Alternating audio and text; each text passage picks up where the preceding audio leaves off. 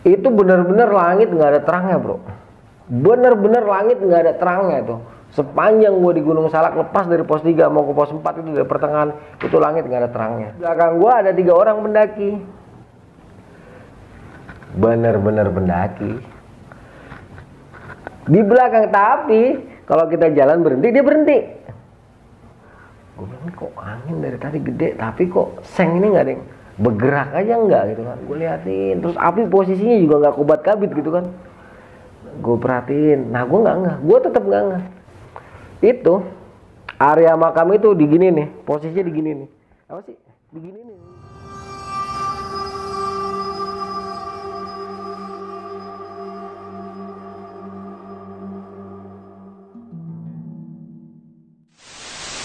Assalamualaikum warahmatullahi wabarakatuh. Balik lagi bersama gue Indra di Besok Pagi Channel. Sebelumnya gue sangat berterima kasih banget buat kalian semua yang sudah mensupport Besok Pagi Channel sampai saat ini. Tanpa kalian kita bukan apa-apa. Dan kali ini mungkin udah tidak asing lagi, gue bersama Kang Arya, Kang ya. Kita pernah ngebahas tentang pendakian Kang Arya di Merapi ya, Kang? Iya, Merapi. Wah, kalau lo penasaran dengan videonya, bisa lo cari di linknya ada di bawah, nanti gue cantumin, yaitu tentang melanggar lintasan Kuncen. Betul. Nih, iya. kita bikin 2 part ya, Kang ya? Iya, 2 part. Pokoknya lo harus nonton, seru banget pokok ceritanya. Nah, dan kali ini gue bersama Kang Arya ingin membahas yang nggak jauh-jauh dari dunia pendakian ya, Kang ya? Iya. Terutama hal mistis nih. Kang Arya ini nggak usah ditanya lagi, sudah melakukan pendakian dari tahun berapa tuh, Kang? 92. Tahun 92, gue belum lahir. Gue belum lahir, Kang Arya sudah melakukan pendakian. Kalau ditanya tentang cerita pendakiannya, 1 juta. Kisah 1 juta cerita mungkin lebih banyak lah, Kang ya? Insya Allah 1000 kisah lah. 1000 Kalau 1 juta kisah. kebanyakan ya. Nah, Kang Arya ini mempunyai buku juga, yaitu 1001 kisah pendakian. Nah, sebelumnya sudah gue cantumin juga di link deskripsi. Buat kalian yang ingin memesan bukunya, mungkin nanti bakal gue cantumin kontak Kang Arya juga, Kang ya. Iya. Nah, kita ingin membahas cerita apa nih, Kang? Gua inget ya, waktu gua naik Salak berdua-dua tahun 2009 bulan Desember. Itu kejadiannya cukup horrible juga ya, karena gue berdua sama seorang wanita. Jadi tapi ceweknya ini bocor gitu, nggak ada takut-takutnya. Guanya justru yang malah agak ser-seran gitu. Kejadiannya cukup asik lah. Asik Itu lah ya, Kang, ya. Salak 1 2009 Desember. 2009. Tanpa berlama-lama, mungkin kita langsung masuk ke ceritanya aja, Kang ya. Oke.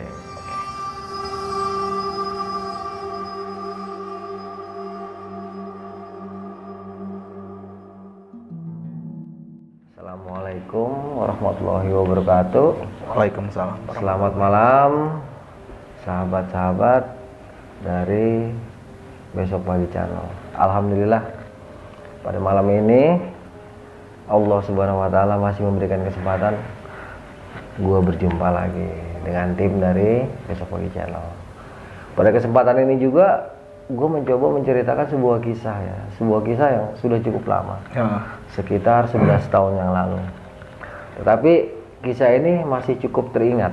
Ya, bisa dibilang 80% lah dari alurnya tuh masih teringat dengan jelas. Kita langsung masuk aja ya. Nah, pada waktu itu gua inget nih sedikit tanggalnya nih, kalau nggak salah tanggal 9 Desember sampai tanggal 13 Desember. Ini gua agak inget gitu karena waktu itu gua habis ada acara lah. Jadi gue inget, biasanya kan gue nggak inget ya hari bulan tuh gue nggak inget, tapi ini gue inget beda gitu. Jadi tanggal 9 Desember 2009 sampai tanggal 13 Desember 2009 itu gue berencana mengadakan pendakian ke Gunung Salak. Pendakian ini udah cukup lama direncanakan,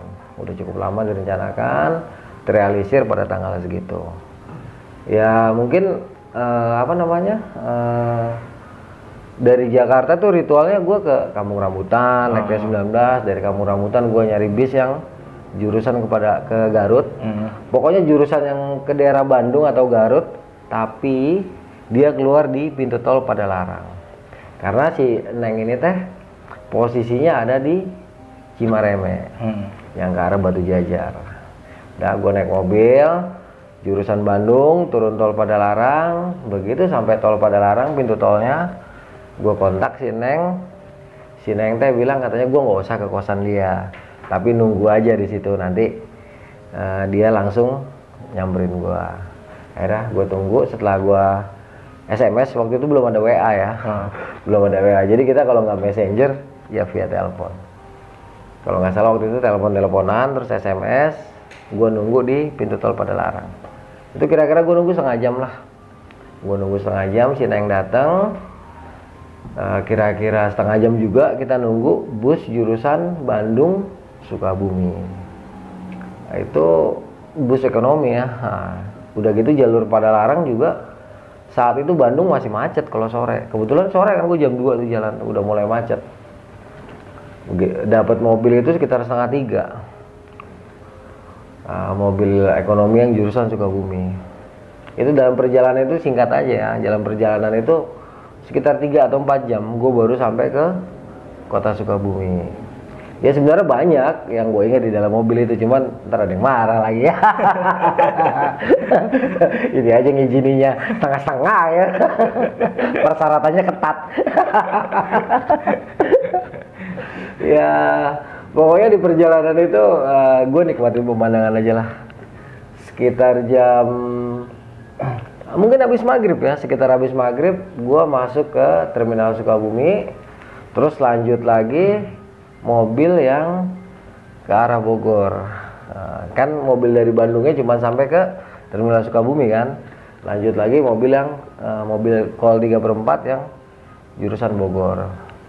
Itu jadi sampai Cimelati itu gue sekitar jam 8 malaman. Nah waktu itu sebenarnya ada ongkos buat ngojek, ada karena si Neng ini teh emang kerja dia kan, dia staff di salah satu pabrik. Cukup, cuman gue alasannya banyak waktu itu. Karena apa? Kalau naik ojek nggak romantis satu-satu kan. Biasa. Jalan sama makhluk manis mah kalau kagak jalan, kalau naik ojek mah kagak seru gitu kan ya. Akhirnya setelah gue belanja ini yang sekarang jadi Alfa, dulu kan belum ada, dulu belum ada, masih warung kelontongan itu kan. Nah gue belanja di warung kelontongan, logistik semua udah siap, kita mulai jalan kaki. Bayangin kalau yang tahu Cimelati dari Jalan Raya Sukabumi sampai ke perkebunannya aja kan asik kan. Jauh. Itu sekitar 11 kilo ada. Oh, lumayan jauh tuh. Nah itu gue jalan kaki. Dalam perjalanan awal setelah kita belanja logistik serta keperluan untuk pendakian, karena kan kita nggak bawa tenda. Gue cuma bawa playseat 2 sama ponco 2. Selebihnya tuh bawa spiritus aja, nggak bawa kompor gas, bawa spiritus, nesting, bawa. Nah kita jalan kaki mulai tuh dari Cimelati menuju perkebunan. Kalau yang inget ya, pertama itu kan nanti kita jalannya agak lebar tuh, lebar. Kira-kira sekilo ke depan tuh nanti kita ketemu makam sebelah kiri, ya belok kanan, lurus. Nanti kan kita ketemu pertigaan, pertigaan pertama. Nah itu kita ambil yang lurus kan, lurus. Itu masih fine, nggak ada apa-apa, lurus. Sampai nanti kira-kira 40 menit kemudian, kalau jalan kaki nih ya, kalau naik ojek kan merem nyampe gitu. Iya. Itu ketemu pertigaan kedua kan. Nah, itu lurus lagi, kira-kira jarak dari pertigaan kedua 100 meter ke depan itu atau 150 meter ke depan, nanti sebelah kanannya ada makam yang deket peternakan, inget nggak? Nah, di sini nih, dulu tuh di situ gelap gulita, bro. Itu gelap gulita. Begitu kita masuk areal sini kan udah sekitar setengah 10 ya, udah sekitar setengah 10 atau mungkin jam 10 lah, udah agak malam. Dan saat itu memang sepinya minta ampun. Tapi ya namanya kita emang udah niat jalan ya, bodo amat mau lihat kuburan kayak gitu kan, pikirin amat gitu. Jalan, gue tahu nih sebelah kanan tuh kuburan, gue tahu. Cuman ya no problem lah, emang masalah gitu kalau kita lihat kuburan nggak ada masalah. Cuman masalahnya begitu kita udah menjelang peternakan ayam di ujung kuburan, tiba-tiba di sebelah kanan itu ya, dulu kuburannya nggak kayak sekarang bro, dulu kan semek-semek, lu tau sendiri kan. Nah di ujung kuburan paling kanan itu jelas kelihatan dia begini posisinya nih, diem di salah satu pohon puring apa kuring sih, yang kuning-kuning itu puring ya. di salah satu pohon di makam lah pokoknya dia. Bukan pohon kamboja, karena di situ nggak ada pohon kambojanya. Kalau nggak salah pohon puring yang daunnya agak-agak kuning hijau itu. Itu dia diem ngelihat kita. Gue pertama ngeliat, gue bilang astagfirullahaladzim. Gue diem aja, gue pikir si Neng nggak ngeliat. Nggak tahu aja si Neng langsung gandeng gue langsung diajak jalan cepet gitu kan, guduk gue dalam hati, ya dia ngeliat gue kata. Dalam hati gue, aduh. Begitu kita lewat, ya itu sosoknya berbentuk pocong ya. Itu matanya jelas merah dari jauh. Cuman dia hanya kayak gitu. Jadi setelah kita lewatin areal pekuburan, dianya nggak kelihatan, cuman merinding nggak ketinggalan, terus-terusan itu. Jadi kita bentar-bentar nengok. Perasaan kita tuh terus diikutin sama si pocongan tadi. Itu terus berlangsung perasaan kayak gini sampai gue tiba di gerbang perkebunan tadi. Nah di gerbang perkebunan ini agak lega karena apa? Terang. Ya sepanjang perjalanan mulai dari lepas makam sampai gerbang perkebunan memang nggak ada apa-apa. Cuman perasaan itu di belakang tetap aja kayak ada yang centul gitu. Perasaan cuma begitu kita tengok nggak ada. Nah gue berdua sama si Neng tuh ngerasa kayak gitu kan. Gue ngerasa kayak gitu. Sampai perkebunan kita istirahat dulu di pos satpam. Tahu kan pos satpam? Iya. Di pos satpam ngurus MCK. Kira-kira setengah jam lah. Gue di situ sempat bikin kopi dulu. Terus harusnya nih kalau waktu itu gue cerdas ya, kalau gue cerdas, gue nginepnya di situ di pos satpam. Tapi gue malah milih di hutan damar. Dulu kan kita lewat tengah-tengah perkebunan kan, nggak dibelokin gini kan. Nah ya jadi naik lewatin hotel tuh di ujung aspal, naik hutan damar, ketemu pohon itu apa namanya? Pohon kapuk, pohon randu yang gede banget sebelah kanan. Nah, gua tuh di areal damarnya buka bivak, karena kan kita bawa playset 2. Bawa playset 2. Terus jas hujannya itu ponconya kita jadiin alas buat istirahat. Nah, ini sekitar jam setengah, mungkin udah jam 11 ya. Gua sampai areal ini udah jam 11. Ketika kita datang itu, hal yang pertama membuat gue merinding justru bukan apa-apa, tapi suara burung hantu. Nah sebenarnya ini nggak ada hubungannya gitu, tapi karena memang mitosnya cukup kuat, akhirnya suges ada sesuatu ya. Berawal dari suges nih, biasanya awal tuh suges bro. Nah, suges karena gue udah rasa nggak nyaman. Si ceweknya kelihatannya tuh fine aja, cuman karena guanya khawatir nih sama tuh si cewek, jadi perasaan gua kan berlebihan. Nah, begitu bivak udah jadi rapi, gua udah masak. Di saat kita lagi ngobrol-ngobrol sebelum tidur, tiba-tiba di luar, dulu inget nggak hutan damar sebelah kanannya tuh ada jalan yang mau ke curug, inget? Iya. Inget kan? Nah, tiba-tiba itu kedengeran suara orang ngelangkah ramai banget kan, kayak orang lagi mau menuju ke curug. Pertama gue denger, dalam hati gue, buset gini hari rame-rame mau ke curug, mau ngapain gitu kan, mau lihat apaan. Setahu gue itu curug dalam bener dan kagak ada enak-enaknya itu kan, udah pasti angker tempatnya. Dalam hati gue nih bocah pada mau ke curug, camping susah di situ kan, buka tenda, ngapain gitu. Udah cuek. Begitu gue mau merem, begitu lagi bro bunyi apa suara orang langkah. Gimana sih orang langkah tapi banyak kan gitu kan, langkah kakinya kena daun gitu kan. 2 kali gue dengerin, jeda sejam kita udah tidur nih. Gue udah sempet tidur tiba-tiba suaranya kan kenceng, gejek. Terus si Neng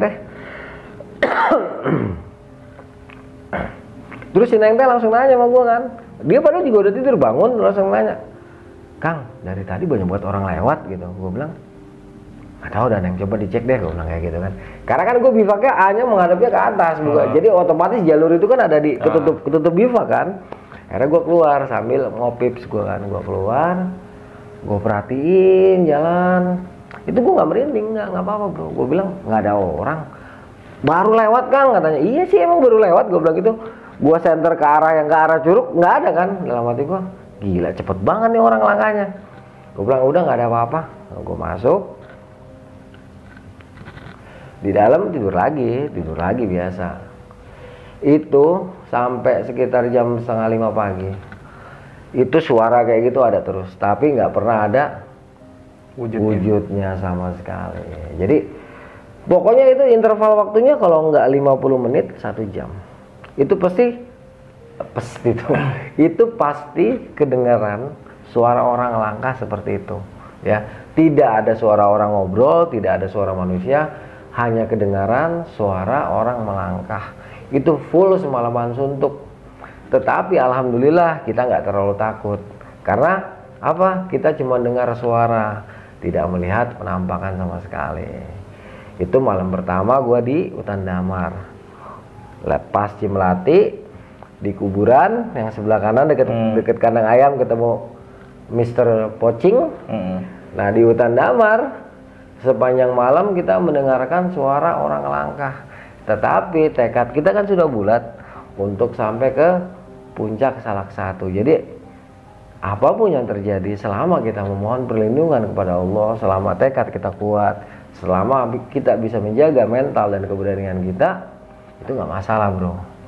Kan apa? Siang besokannya kita naik. Udah pagi datang. Di hutan Damar itu ingat kan ada pipa besi yang bolong, yang buat ngambil air. Karena di situ persediaan air cukup banyak, jadi kita masak dulu. Gua masak nasi dulu, untuk sarapan sama lauknya. Kebetulan kalau gua jalan sama si Neng nih, pasti bawa tahu, bawa tempe, bawa sosis, bawa segala macam lah, lengkap. Walaupun kita hanya bawa depek aja, tapi intinya di dalam depek itu safety, ya baik berupa makanan ataupun peralatan kita di dalam pendakian. Memang konsep kita tuh ultralight, bahkan bisa dibilang ekstrim saat itu. Tetapi kita bisa mengaplikasikannya dengan baik. Karena apa? Kita memiliki keterampilan. Nggak hanya sekedar mengandalkan alat-alat yang minim, tetapi kita juga punya keterampilan yang cukup. Nah, jadi alat minim itu kalau memang bisa ditanggulangi dengan keterampilan yang baik, dengan mengolah peralatan yang minim tapi bisa jadi nyaman, nggak masalah. Tapi kalau nggak ngerti, don't do it, jangan pernah. Karena apa? Bisa mencelakakan diri kita sendiri. Niatnya mau gagah-gagahan, malah jadi berantakan. Karena situasi waktu itu memang gue nggak ada tenda, nggak punya tenda, nggak punya kompor. Tapi bukan berarti gue menghentikan pendakian gue, karena kan kalau nggak punya kompor kita bisa beli spiritus. Nah yang penting kita punya nestingnya kan. Nggak ada tenda kita punya playseat. Nah, karena dari playseat nanti kita bisa bikin tenda gitu. Nggak ada matras ya, itu kita pakai apa namanya tadi gue bilang ponco tentara kan lebar. Itu pun anget, tambah trash bag hangat bro. Trash bagnya kan yang satu kita buatnya masuk ini, tahu kan, masuk ke badan, terus yang satu kita bolongin. Ya jadi masuk tuh pala kita bolongin gitu, trash bag. Jadi kita jaketan itu aman, dingin. Ya enggak terlalu, karena kan posisi kita juga di dalam trash bag itu, di dalam yang kita bungkus trash bag, posisi kita kan juga jaket safe, training safe ya. Jadi nggak masalah. Tapi ini bukan untuk ditiru ya. Kalau memang punya peralatan ya bawa. Kalau emang bisa beli peralatan ya beli. Ngapain juga kayak gua. Ini karena gua emang agak punya, dan budgeting gua kalau misalnya mau naik gunung beli peralatan, gua jadi nggak bisa naik gunung gitu kan. Ya udah, tapi kita nggak pernah kehilangan akal. Intinya pagi itu kita udah siap, kita langsung berangkat naik sekitar jam 8 lah. Itu jam 8 pagi kita meninggalkan hutan Damar, kira-kira setengah jam. Ingat jalur belok ke kiri, yang rumput, naik, belok ke kanan lagi, licin jalurnya. Terus kita ketemu hutan Lamtoro. Ingat, nah dari hutan Lamtoro ke pos 1 itu sekitar setengah jam. Yang pertigaan, yang satu turun ke lembah, yang satu lagi naik sampai ke pos 2 itu kan. Nah itu fine ya, selama pagi itu normal-normal aja. Gunung Salak yang sangat terkenal dengan keangkerannya, mungkin karena saat itu matahari masih bersinar terik, ya nggak apa-apa, no problem, masih fine aja. Kira-kira 1 jam dari hutan Damar gue sampai ke pos 2, tempat yang lebar itu, yang kayak lapangan, yang kalau ke kanan itu nanti ada sumber mata air. Gue istirahat dulu di situ, ngemil, makan sosis yang udah kita goreng tadi pagi, nasi yang udah kita masak tadi pagi, makan di situ.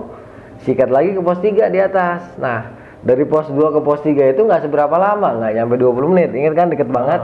Nah di pos 3 ini adalah dulu ya, itu sumber mata air terakhir dari pipa, ingat kan. Nah Di sini karena air berlimpah lagi, gua santai lagi, ngopi lagi. Ya, kebetulan si Neng sama gua sama-sama doyan ngopi. Ya, udah kita ngopi dulu, santai ngobrol. Pokoknya ngabisin waktu sambil nunggu, kali-kali aja ada pendaki lain. Ternyata kurang lebih 30 menit sampai 40 menit gua di areal ini tetap nggak ada pendaki yang naik. Ya udah, beres-beres packing, kita langsung bergerak lagi naik ke atas.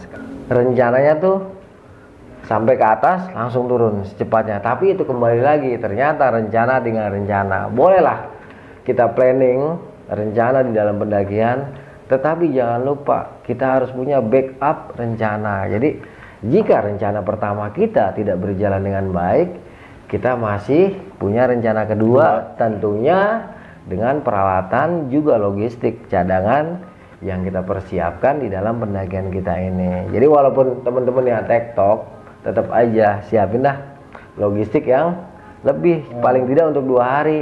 Ya, karena di lapangan ini kita betul-betul kadang-kadang nggak bisa prediksi. Situasi di lapangan itu terkadang tidak bisa diteorikan. Segala sesuatu berjalan sesuai dengan kondisi dan keadaan pada saat itu. Ya, jadi setelah gua di pos 3 ini selesai, itu sekitar jam berapa sampai pos 3 itu gua sekitar jam 10 lah, jam 10 pagi. Secara teori itu kita bisa tektok, karena dari jam 10 perkiraan gue jam 2 atau jam 3 kita udah sampai ke puncak. Sisanya sekitar 3 atau 4 jam kita turun, jam 7 malam kita udah sampai lagi ke hutan damar. Itu teori yang kita pegang pada saat berangkat. Ternyata di dalam perjalanan lepas dari pos 3 ke pos 4 itu kan jarak paling jauh tuh. Itu udah mulai mendung. Di pertengahan antara 3 dan 4 itu hujan deras. Hujannya bukan sekedar hujan, tapi kayak ditumpahin dari langit. Jadi jalur salak yang udah licin kayak begitu berubah menjadi aliran sungai kecil. Bisa dibilang repotnya kayak gimana itu. Jadi mau nggak mau, begitu sampai pos 4 gue melipir dulu dong, bikin bivak. Ya udah basah, cuman kita ngindarin jalur air itu tadi. Itu bener-bener derasnya nggak ngapalang. Itu sampai sekitar 1 jam gue ketahan di pos 4. Sedang dari pos 4 ke pos 5 normalnya kan 2 jam. Ya, sampai ke puncak maksud gue bukan ke pos 5. Ya, itu normalnya kan 2 jam. Gue ketahan itu udah sekitar 1 jam.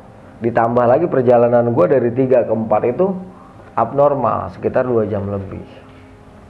Tambah 3 jam, jadi itu gue sampai pos 4 aja udah sekitar jam 2 siang. Ya, itu bener-bener langit nggak ada terangnya bro, bener-bener langit nggak ada terangnya itu. Sepanjang gue di Gunung Salak lepas dari pos 3 mau ke pos 4 itu dari pertengahan itu langit nggak ada terangnya.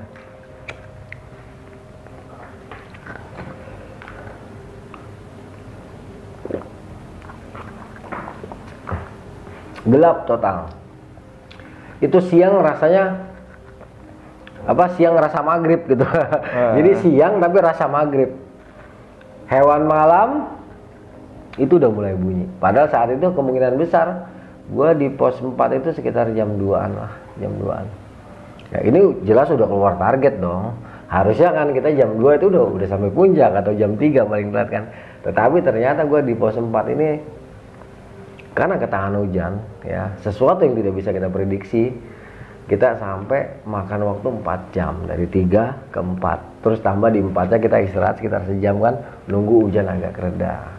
Setelah hujan agak reda, ya karena kita kan nggak kedinginan bro, dingin tapi perut kita kenyang, makan, ngopi, jadi nggak terlalu dingin. Nah itulah teman-teman, kalau mau mengantisipasi rasa dingin, ya perut kita kenyang. Kalau perut kita kenyang tuh dingin, tetapi tidak mematikan. Karena apa? Perut kita kenyang, ada makanan yang diolah tubuh menjadi karbohidrat. Istilahnya kita aman lah. Kira-kira jam 3 kita baru start lagi nih untuk final, untuk menuju ke puncak Salak ya. Dari 4 ke 5 ya. Kalau dulu kan dari 4 itu ada nama posnya, tapi 4 ke atas itu udah nggak ada pelang pos. sama sekali nggak ada. Jadi kita nggak tahu nih 5-nya di mana, 6-nya di mana gitu, 7-nya di mana, nggak ada. Yang gue tahu 4 sampai ke puncak itu sekitar 2 jam. Posisi gue pas berangkat itu udah sekitar jam 3. Jadi otomatis gue sampai puncak sekitar jam 5-an. Panjang jalan ini antara 4 ke 5 ya, itu masih nggak ada apa-apa. Cuma dari 5 ke 6 ketika jalannya udah mulai terjal, terus agak datar sedikit, yang banyak pohon kadaka gede-gede. Nah di sini, ini siang-siang ya. Itu di belakang gua ada 3 orang pendaki. Bener-bener pendaki. Di belakang, tapi kalau kita jalan berhenti, dia berhenti. Kalau kita jalan, dia jalan gitu. Dalam hati gua, ini orang maunya di belakang aja, apa mau ngeliatin pantat Ceneng gitu kan. Pikiran gue tuh kayak gitu. Jalan gue berhenti, dia berhenti. Gue naik, dia naik. Itu sampai menjelang ke kira-kira setengah jam menjelang puncak. Itu kayak begitu terus kan. Nah begitu setengah jam menjelang puncak, gue berhenti kan. Berhenti, gue tungguin dong yang 3 tadi kan. Gue tungguin gak lewat-lewat. Itu ada sekitar 15 menit. Karena posisinya sebelum sampai setengah jam yang menjelang puncak itu kan selalu deket gua gitu. Begitu gua sampai di situ, di satu titik itu, gua lihat kok nggak ada ya. Terus gua tanya sama si Neng, dengar suaranya nggak? Iya Kang, tuh orang pada nggak nongol udah sekitar 15 menit. Padahal tadi kalau kita berhenti dia pasti jaraknya nggak jauh, paling 20 meter atau 10 meter itu benar-benar kelihatan. Cuman karena kita berpikir saat itu mungkin istirahat lama nih. Gue bilang ya udah tanggung, lanjutin naik ke atas. Paling tuh orang ngebes, mau nggak mau deh, gue juga ngebes. Waktu itu udah sekitar jam 5-an lah gue sampai situ. Sampai ke puncak, setengah jam kemudian di puncak itu ada satu tenda. Satu tenda kalau nggak salah anak Bandung juga. Mereka berempat, tapi agak jauh. Mereka tuh nggak tahu kehadiran kita saat itu, karena udah menjelang maghrib dan mereka sibuk dengan aktivitas mereka. Karena gua nggak bawa tenda, otomatis dulu petilasan yang salak itu ya, yang sekarang terkenal yang salak. Dulu kan ada bedengseng kayak gitu pasti ya. Nah, di rumah yang biasanya yang biasanya para peziarah istirahat saat itu lagi rusak. Nah, jadi kita nggak bisa nempatin area itu. Mau nggak mau kita ke area makamnya yang salak. Karena apa? Kita berharap bivak kita terlindung oleh gubuk sengnya dari yang salak. Gua masuk ya, ini kan makamnya di depannya tuh dulu kan, makamnya di depannya, terus ke belakangnya gubuk sengnya kan. Jadi ya makamnya bukan makam sih kalau gue bilang, itu apa ya, petilasan lah, bukan makam. Jadi posisinya ini yang berbentuk makam di sini kan, kita di belakangnya tuh ada ruangan sedikit. Nah, gua masih Neng posisinya di situ, buka playset. Cuman satu, tapi karena apa? Karena kita udah punya perlindungan dari gubuk seng. Satu bikin. Nah, biasa cuek aja itu apa sih yang namanya betonannya, apa sih cor-corannya pinggiran makam itu ya, kita naruh piring di situ, masak di situ, santai, nggak ada apa-apa. Nah, anak Bandung karena nggak tahu kehadiran kita, dan gue waktu itu belum tahu kalau itu anak Bandung ya, karena mereka nggak tahu kehadiran kita, dan tiba-tiba dari dalam makam yang salak terdengar suara orang ngomong, ada suara api, mereka parno, pada berisik di sana. Lu denger nggak? Pakai bahasa Sunda lah gitu kan. Maneh apa? Pokoknya istilahnya, lu denger nggak gitu. Kira-kira gitu lah, gue ngomongnya rada kagok. Lu denger nggak tuh kayaknya di makam itu ramai banget gitu. Gue sama si Neng tadinya nggak paham gitu kan. Cuman begitu lama kayaknya kita diomongin, mereka parno gitu kan. Gue ketawa ngakak kan, tambah panik lagi. Anak gue tuh langsung pada masuk ke dalam tenda. Terus hujan, nggak lama hujan deras banget. Gue langsung ngomong sama si Neng, ini udah hampir jam 7 malam. Anak 3 tadi mana ya? Iya Kang ya, kok nggak nerusin ke atas, ngebes apa di bawah? Gue bilang kayak gitu kan. Si Neng bilang, iya kali ngebes, mereka udah nggak kuat. Udah lupa tuh gue, lupa.